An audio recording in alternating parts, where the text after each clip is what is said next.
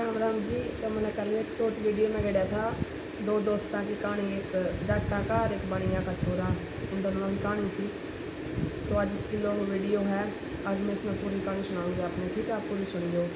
दो दोस्तों का है, एक जाटा का एक बनिया का। वो दोनों में बहुत अच्छी दोस्ती हो। हमें शाम का टाइम डेली डग्गी में क्रिकेट खेलने जाए कर दे।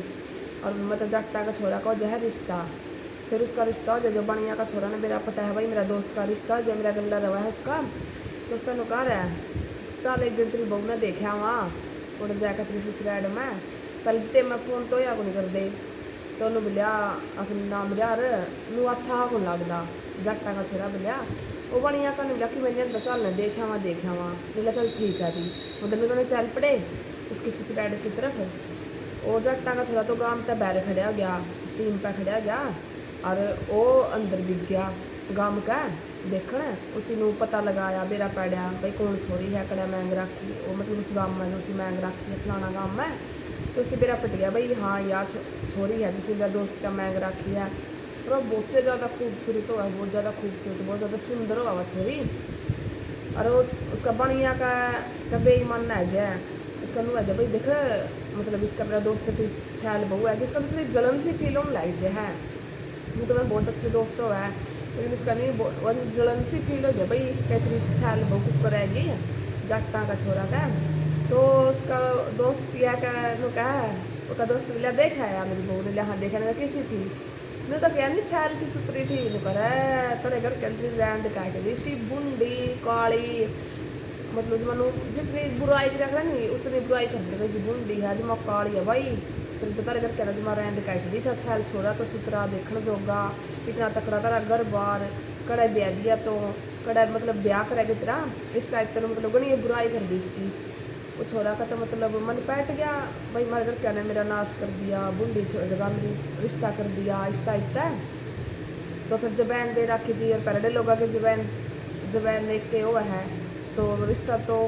कर रखा था, जबैन दे रखी थी तो ब्याह तो होना था पक्का। तो ब्याह गया जे वो जट्टा का छोरा, मतलब उसकी पत्नी जो घर आई उसके लिए बोलिया तो नहीं करता ना, उसकी मतलब उसका नहीं देखा करता बोलिया करता, उसका हाथ का पानी भी नहीं पिया करता। जियां भी वो घर बढ़िया करता, पहले तो दीवे होए करते, एक तो लाइट हो गई लट्टू हो गए, पहले तो दीवे कर दे दीवे चसाए कर दे श्याम ने। वो जियां भी घर बढ़िया करता नहीं क्रिकेट खेल का करता जो श्याम ने डग्गी मत आता नहीं जिधर रुका मरदा रही माँ में आ गया दीवा बुझा दे भाई अंधेरा आ जाएगा घर में। और मैंने उसकी शक्ल को दिखेगी, मतलब इतनी नफरत करने लग गया था उस पर अंदर मन में। और फिर जो करे उसकी माँ पर रोटी लेता वो छोरा, उसकी माँ पर पानी, उसकी माँ पर मतलब सारे काम उसकी माँ पर कराया करता वो, उसकी बहू मतलब गला मतलब अनदेखी कराया करता। फिर एक दिन उसकी सासू ने सोचा भाई नू तो कुकर घर बसा का मेरे बेटा का, या तो बहुत बुरी बनी रही है भाई, ब्याह इतने भिन्ने हो गए रही है ना बोलता एक दूसरे गलाई आपस में ना तो देखता यो जिद इसकी शक्ल भी नहीं देखता, लोग घर बढ़ते साथ दीवा बुझा गया है जिदे बैठ कर रुका मार देगा रीमा में बढ़ गया घर दीवा बुझा दे वे तो या के बनी। उसकी माँ ने सोचो जाए एक दिन, फिर वन सोचा प्लानिंग करा हुआ भाई मेरे बहू बेटिया का घर कुकर बसाऊँ मैं। तो वह एक दिन कह रहा है वो देख श्याम का टेम डग्गी में तो जाया करता डेली खेलन, उस बहू ने सुतरी से तैयार करता ना पर दिलवाई तो मनु पूरी गने टूम पैरा कर दी, मनु पूरी सुतरी जो थी और भी सुतरी बना दी, मतलब वह सुतरा श्रृंगार कर दिया टूम पिरा दी इस तरह सारी चीज़ कराया करना वो जो मैं सुतरी तैयार करके ना। और पानी खातर भेज दी डग्गी में, बोले पानी ले आ श्याम का टेम उत बेरा मेरा बेटा उड़ा खेलने जावा है, और बोली उसे पर पानी उठाइए उससे तो बेरा था भी मेरा पति ये है और डग्गी में खेलने जाओ, उससे भी बेरा था मैं मेरा पति है वो डग्गी में खेलना। और उसकी सासू ने भी बेरा था भाई मेरा बेटा डग्गी में खेलने जाओ, लेकिन उसकी को बेरा था भाई मेरी बहू किसी है। ने बोली ठीक है माँ, वनु क्या कहना बिगी उसकी सासू था और जाकर ना पानी भर कर ना उस रुका मारा उसी तो बेरा था ये मेरा बेटे है, उसकी कौन बेरा था भैया मेरी पत्नी है। वो बोली ठुआइयो जी पानी उसका नहीं देखता रह गया भाई तुम छालो बहू किसकी उसका है अपना गाँव में किसी सुतरी में दिया देखिए कौन थी आज तक कदे किसी बंठन रही सुतरी टूम पैर रही सुतरे कपड़े पैर रही जमा मतलब जमा सुतरी उसका नहीं देखता रह गया उनको ये कितनी छैल बहू काश याद मेरा होनी थी सीसी बहू आनी थी मेरा तो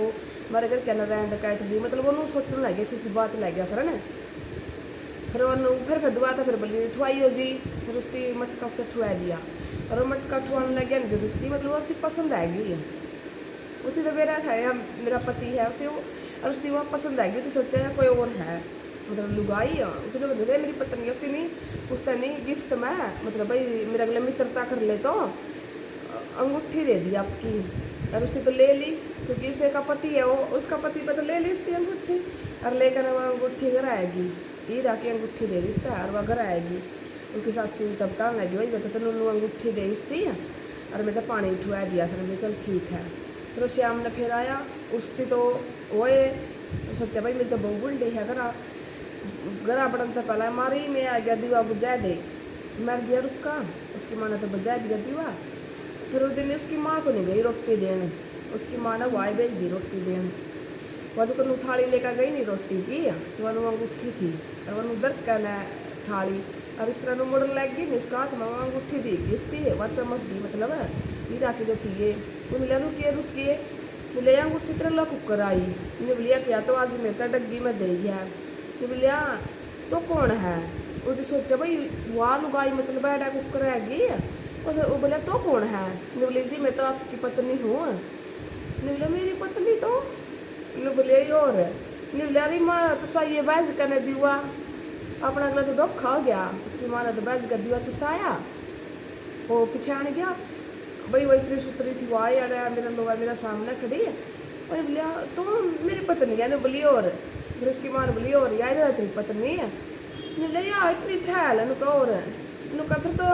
मतलब उसकी गलत फहमी फिर दूर हुई है उसकी माँ बोली भाई तो इसके बोल लिया तो नया शक्ल कौन देखी थी आज तक इसकी तो इसका हाथ का पानी भी कौन लेकर दा या तो है तेरी पत्नी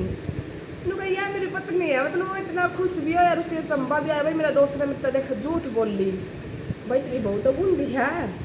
मतलब उनके मन पैड रखे थे और फिर उसकी बेरा पटा भाई हाँ यार मेरी पत्नी है फिर मतलब मैं सही रहे बसे घर बसाया खुश रहे वो दिन एहसास होया कि हाँ मैं कितना मूर्ख था मेरी इतनी अच्छा पत्नी है फिर भी मैं देखूँ कौन था इसकी तरफ इसलिए कहा जावा किसी के ऊपर आँख मूंद का विश्वास नहीं करना चाहिए चाहे कोई कितना खास हो चाहे कितना ही खास हो उस पर विश्वास नहीं करना चाहिए सारी चीज़ धोखा दे दिया है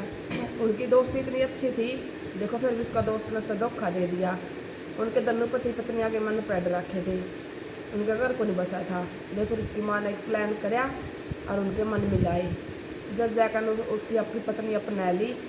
जब उसकी गलत फहमी दूर हुई कि हाँ भाई मेरी पत्नी तो सुतरी है बुंडी को नहीं जब जाकर मैं सही रहे घर बसाया किसी पर ज़्यादा विश्वास नहीं करना चाहिए राम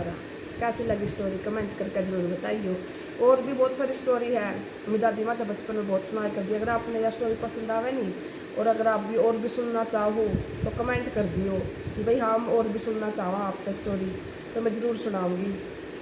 मैं बचपन में इसी से बहुत सारी स्टोरी सुना कर दी दादी सुनाई कर दी ठीक है अगली स्टोरी में फिर सुनाऊँगी अगर आप कमेंट करोगे तो कि भाई हाँ हमने स्टोरी सुननी है हमने पसंद आई अपने किसी लगा स्टोरी कमेंट करके ज़रूर बताइए राधे राधे।